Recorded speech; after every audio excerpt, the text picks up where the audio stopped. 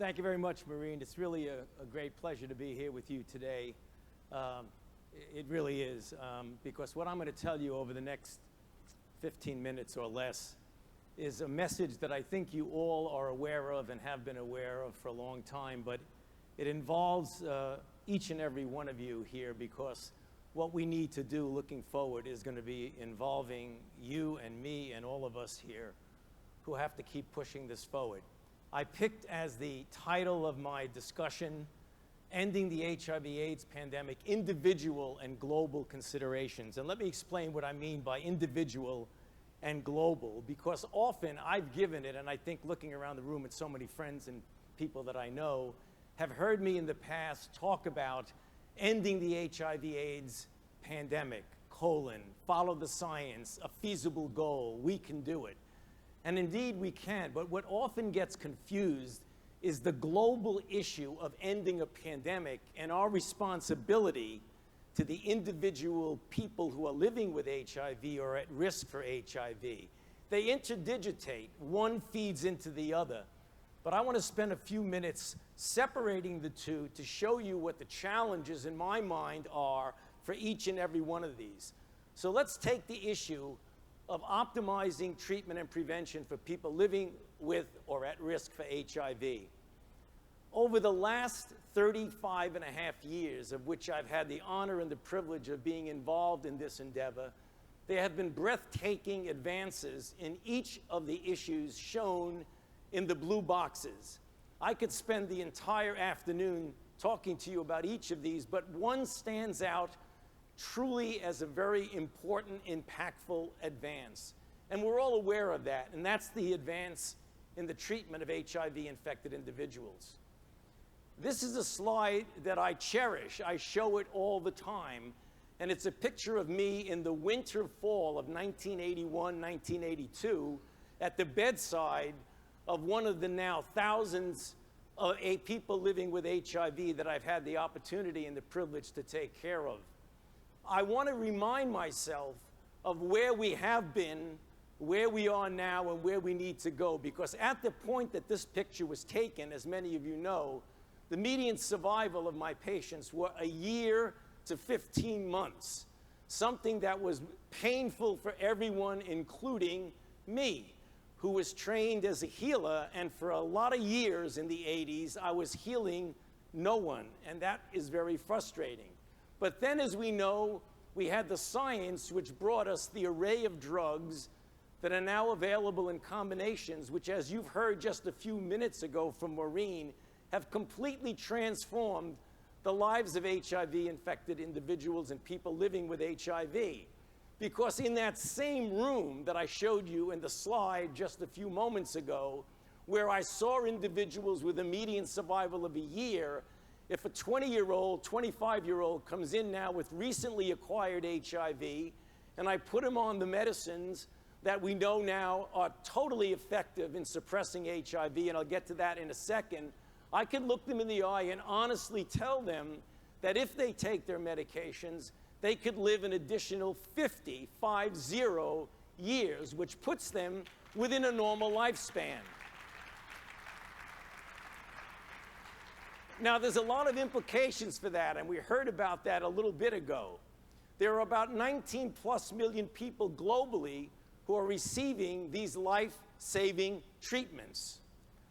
Now, when it comes to prevention, this has really transformed over the last several years, because I remember, and I have films of it, of me in the auditorium at the NIH talking to community people like yourselves before we had any drugs, and prevention was generally low tech, condom use, clean syringes, quote, behavioral modification, or what have you. But as the years went by, we interdigitated treatment with prevention. And as we all know, that has completely transformed the field of HIV prevention, particularly in the arena of treatment as prevention. We're all very familiar now with the iconic 052 HPTN study, which showed that individuals in discordant couples, if they took medicines right away, as opposed to delaying, they had greater than 95% greater chance of avoiding transmitting infection to their partners. A very interesting thing that you don't usually see in medicine, 4 years later, the data are just as strong as they were 4 previous years. Now, we know now about the evidence that's accumulating. The partner study, 58,000 condomless sex acts with no linked HIV transmission in the European study. The opposite attract study, no HIV transmission when an HIV partner had undetectable viral load. So we've heard just a little while ago during the protest that the science really does verify and validate U equals U. In fact, we had the opportunity to discuss this in detail at the International AIDS Conference, and you're going to hear from Rich a little while ago about what this was all about. But the point I want to make about this, and take it in the right context, that U equals U only when U is you. In other words, you really do need to be undetectable, which is an absolute reason for pushing what we're all pushing for, to get everybody who's infected with HIV on antiretroviral therapy, get their viral load down, and then we have more people proving that U equals you. And that's what we really need to do. Now, the same thing goes for pre-exposure prophylaxis. 1 pill a day is more than 95% effective in preventing HIV acquisition. We have studies to show that of 5,000 cumulative years, there were no HIV infections during 5,000 person years. Now, nothing is perfect, so we got to be careful we don't get into trouble. There will be infections with people on PrEP, but they'll be very, very rare. That does not take away from the importance and the need to provide PrEP for people who are at risk. So let's not forget that. In the future, we're looking at now injectable long-acting, which I think might transform even more the arena of HIV prevention. And so you've heard me say, and I actually wrote an editorial in the Washington Post a year and a half ago saying, given all the information that I'm telling you here today, there's no more excuses. We have the tools to end the HIV/AIDS pandemic. Getting to the second part of this, the difference between the individual person living with or at risk for HIV and this concept of ending the epidemic as an epidemiological or global health phenomenon. So let me spend just a minute or two on this. This is the challenge. The 36 million people living with HIV, the 1.8 million new infections each year. Now, given all the tools that I showed you on this previous slide, if we were to implement them, theoretically, we could end the AIDS epidemic and that would be it. We know that. But what do we have? We have what's called an implementation gap in addressing the HIV/AIDS pandemic. So with all the successes that are real and that we can talk about proudly, we haven't yet hit the mark. We all know about the 90-90-90 targets from the UNAIDS. 90% of people who are infected diagnosed, 90% of those on treatment, 90% of those virally suppressed. Elementary math, 90 times 90 times 90 equals 73.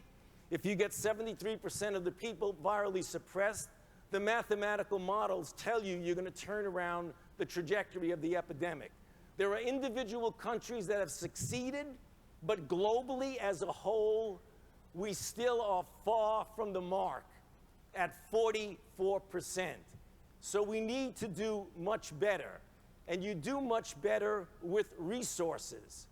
Now, we have a treatment gap.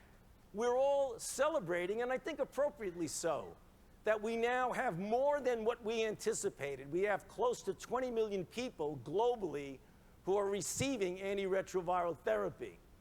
But we have 17.2 million who are not on therapy.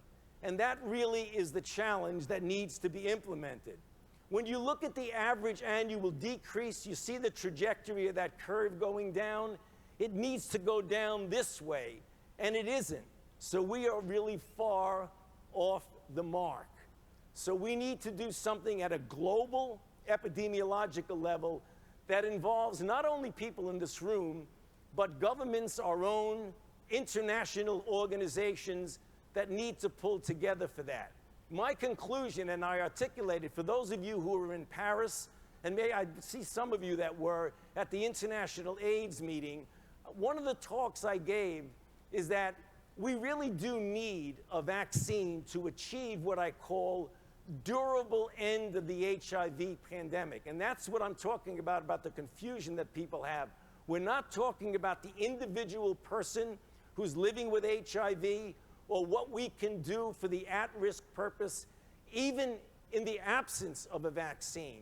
But if globally and epidemiologically we want to end the epidemic, I believe if it's durable, we're going to need a vaccine.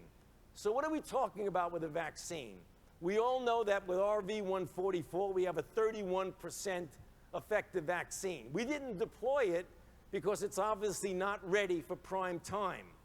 Measles, yellow fever, smallpox, they're 98% effective. So what is good enough for HIV? 31% is a good start, but it's obviously not good enough. I don't think, and in fact I'm pretty sure, given what we know about the body's immune response to HIV, that we're not going to get a 98% effective vaccine. But if we get a 50 to 60% effective vaccine together with the combination toolkit that I showed you on one of those slides, we can turn around the trajectory of the pandemic. In fact, modeling studies as one of many, this is just one from my colleague Allison Galvani from Yale, who showed that if you had only a 50% effective vaccine, that you could have an impact on the epidemic that could turn around the trajectory. So let me close with this summary slide, which gets back to the point that I'm trying to make. We have the capability of optimizing the treatment and prevention for people living with HIV or at risk for HIV. We cannot take our foot off the pedal with that. We also have the capability of ending the HIV/AIDS pandemic as an epidemiologic and global health phenomenon. So the frustration at the same time as the hope that we have is that we can do it. And that's the reason why I'm here today with you and why you're here today, is that we need to keep putting the pressure on, because we've often heard of that saying, the glorious saying of someone or some group that snatched victory from the jaws of defeat. The one thing we cannot do, because history is going to judge us very severely, if we snatch defeat from the jaws of victory. So let's keep doing what we're doing and keep pushing everybody around to make sure that we get it done. Thank you. Please welcome